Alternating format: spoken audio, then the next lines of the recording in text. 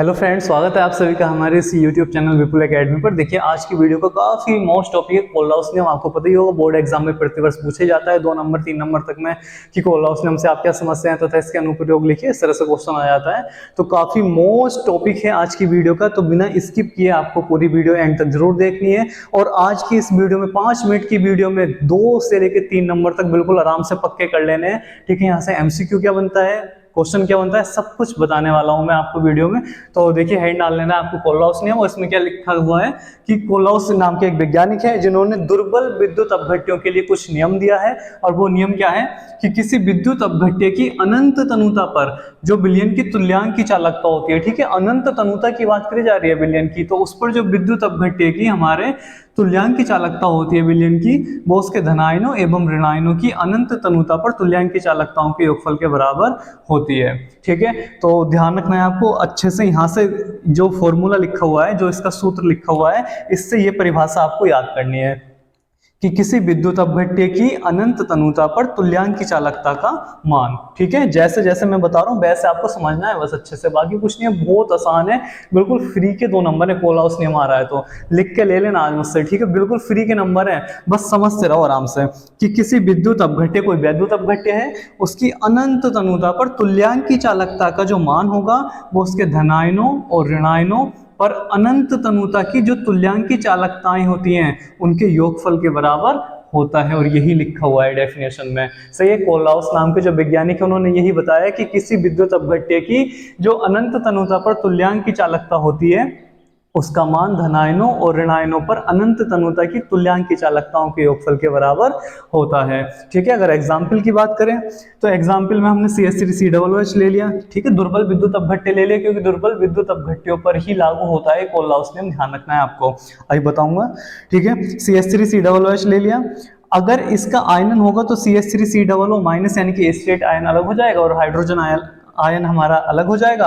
और इनकी जो अनंत तनुता पर तुल्यांक की चालकताएं होंगी उन्हें अगर ऐड कर लिया जाए तो पूरे विद्युत अपघट्य का जो विलयन बना हुआ है उसकी अनंत तनुता पर तुल्यांक की चालकता आ जाती है। ठीक है, तो आपको अच्छे से नोट कर लेना है, काफी मोस्ट टॉपिक है। ठीक है, चाहे इसका स्क्रीनशॉट वगैरह ले लो या इसे अच्छे से अपनी नोटबुक में नोट कर लो, लेकिन काफी बार पूछा हुआ क्वेश्चन है, प्रति वर्ष लगभग आता ही आता है, कोई सा ही साल जाता है जिस साल ये नहीं आता। ठीक है, तो इतना समझ में आ ही गया होगा। अगर बात करें इससे यहाँ से क्वेश्चन क्या क्या बनते हैं, तो पहले एक बात कर लेते हैं इसके अनुप्रयोग की।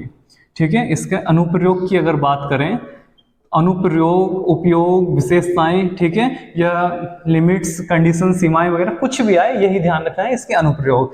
अगर अनुप्रयोग की बात करें तो इसमें सबसे पहले वियोजन की मात्रा को बताया गया है। सही है कि विद्युत अपघट्य की वियोजन की मात्रा इसके द्वारा हम ज्ञात करते हैं, और वो क्या होती है, वियोजन की मात्रा होती है अल्फा। अल्फा इक्वल टू होता है लैम्डा वी अपॉन लैम्डा अनंत। अब ये क्या है भाई, ये क्या है, ध्यान से समझना है बस। अनुप्रयोग सबसे जो अच्छा मोस्ट अनुप्रयोग है वही ये, इसके द्वारा यही है कि इसके द्वारा हम विद्युत अपघट्य कितना वियोजित हो रहा है उसके वियोजन की मात्रा कोटि के रूप में ज्ञात कर लेते हैं। और वो कैसे ज्ञात करते हैं, ये क्या है, लैम्डा वी, ये है तनुता पर तुल्यांक की चालकता, ये है तनुता पर तुल्यांक की चालकता, और ये है अनंत तनुता पर। सही है, यही अंतर है बस, ये है अनंत तनुता पर तुल्यांक की चालकता विलयन की, और यह है तनुता पर तुल्यांक की चालकता। और इनका जो अनुपात है कि तनुता पर तुल्यांक की चालकता लैम्डा वी और अनंत तनुता पर तुल्यांक की चालकता लैम्डा अनंत के अनुपात को वियोजन की मात्रा अल्फा कहते हैं। सही है, ध्यान से अच्छे से नोट करना है ऐसे भी कि अनुप्रयोग की कोलराउस नियम जो है इसका अनुप्रयोग क्या है कि वियोजन की मात्रा ज्ञात करने में। ठीक, क्या लिखना है फिर कि किसी विलयन की तनुता पर तुल्यांक की चालकता और अनंत तनुता पर तुल्यांक की चालकता के अनुपात को वियोजन की मात्रा कहते हैं। सही है, इतनी सी बात लिखनी है। फिर दूसरी बात आती है इसमें कि ये जो नियम है, ठीक है, जो कोलराउस नाम के एक वैज्ञानिक है, इन्होंने जो ये नियम दिया है और काफी मोस्ट है, काफी क्या, वेरी मोस्ट है। ठीक है, अच्छे से तैयार करना है बिल्कुल बढ़िया करके। अगर दूसरे पॉइंट की बात करें कि इसके अनुप्रयोग की, विशेषता की, उपयोग की, तो दूसरा पॉइंट आता है कि ये केवल दुर्बल वैद्युत अपघट्यों पर लागू होता है। दुर्बल वैद्युत अपघट्यों पर लागू होता है। सही है, यहां से 1 नंबर में एमसीक्यू बन जाता है। ध्यान रखना है, ठीक है, कि अनुप्रयोग में तो आ ही रहा है, यहां से एक नंबर पूछा जाता है कि कोलराउस नियम किन पर लागू होता है। तो कोलराउस नियम हमारा वैद्युत अपघट्यों पर लागू होता है, और वैद्युत अपघट्यों में भी दुर्बल वैद्युत अपघट्यों पर लागू होता है। ध्यान रखना है, अच्छे से नोट कर लेना है, तुरंत अपने नोटबुक में अच्छे से नोट कर लेना है।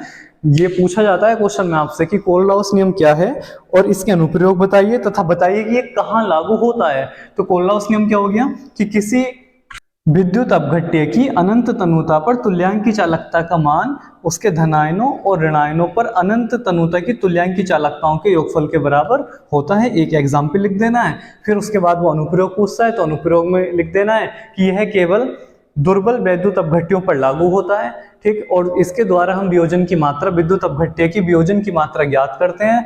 और वियोजन की मात्रा होती कितनी है कि तनुता पर तुल्यांकी चालकता और अनंत तनुता पर तुल्यांकी चालकता के अनुपात को वियोजन की मात्रा कहते हैं। इतना लिख देना है, ठीक। और एक नंबर में एमसीक्यू में जो क्वेश्चन बनता है कोलराउस नियम से, कभी कभी ये बन जाता है, सही है। अगर एमसीक्यू की बात करें तो ये बन जाता है कि भाई विद्युत अपघट्य का आयनन कैसे होता है, पूछ लेता है एक आध नंबर में कि कौन सा संबंध सही है, इस तरह से दे देगा। समझ रहे हो ना कि विद्युत अपघट्य लिख के देगा, एक बार प्लस एक बार माइनस लिख देगा, यहाँ से एक बार ये हटा देगा, एक में जोड़ देगा, इस तरह से घुमा फिरा के चार ऑप्शन बना देगा। तो ध्यान रखना है कि विद्युत अपघट्य की अनंत तनुता पर तुल्यांकी चालकता का जो मान होता है वो उसके धनायनों और ऋणायनों की अनंत तनुता पर तुल्यांकी चालकताओं के योगफल के बराबर होता है। अगर दूसरा पॉइंट क्या बन जाता है, पूछ लेता है कि कोलराउस नियम के द्वारा हम क्या ज्ञात करते हैं, तो क्या ज्ञात करते हैं, वियोजन की मात्रा ज्ञात करते हैं, सही है। वियोजन की मात्रा, ठीक है, ठीक से लिख लेना, वियोजन की मात्रा हम ज्ञात करते हैं कि इसके द्वारा हम वियोजन की मात्रा ज्ञात कर सकते हैं। और वियोजन की जो मात्रा होती है वो कितनी होती है, तनुता पर तुल्यांकी चालकता और अनंत तनुता पर तुल्यांकी चालकता का जो अनुपात है उसे बोलते हैं वियोजन की मात्रा। और पूछ लेता है कि कोलराउस नियम कहाँ लागू होता है, ठीक है। ये सबसे ज्यादा पूछा जाता है, सबसे ज्यादा जो क्वेश्चन बनता है एमसीक्यू में वो यही बनता है कि सबसे ज्यादा यही क्वेश्चन बनता है कि कोलराउस नियम कहाँ लागू होता है।